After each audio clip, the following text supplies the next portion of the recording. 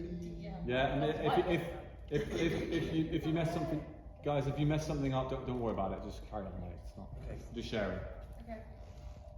Is this purgatory? Yeah, this must be it, right? That thing between life and death, heaven and hell. Did any of you believe in this? Is this what it looks like? I'm half Christian, and Christian believes of two afterlives, heaven and hell. One God decides whether they would go to heaven or hell.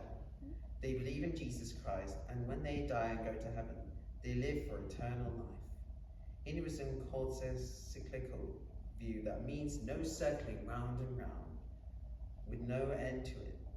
They would speak in different Indian languages, so if they believe in karma, which means actions, karma effects begin incarnation.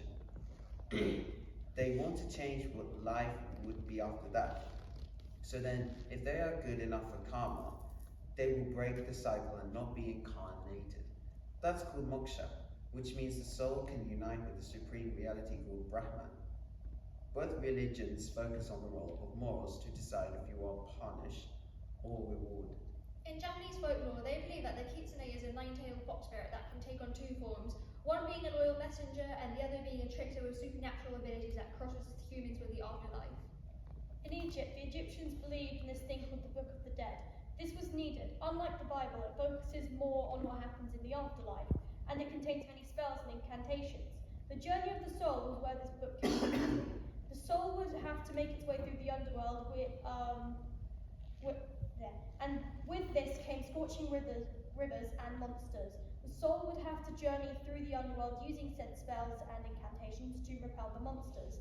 And once they got to the Hall of Truth, they'd be met by Osiris, who would have to weigh the heart with a feather.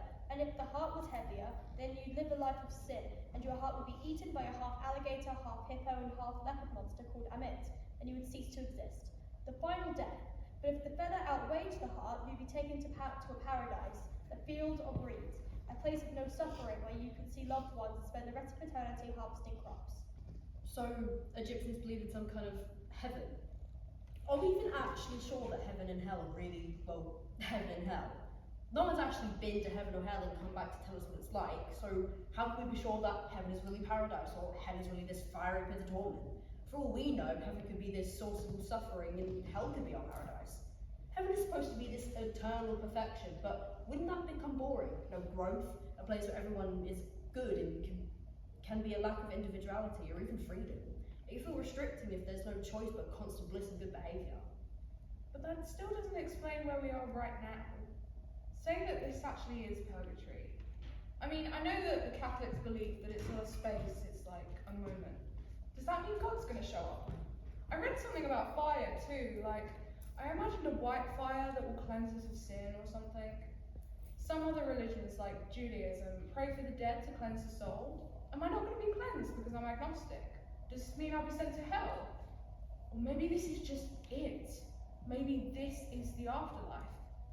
But then, why are we all together? Does anyone actually know where we are? Are we even dead? We must be, right? Where else could we be? That's all.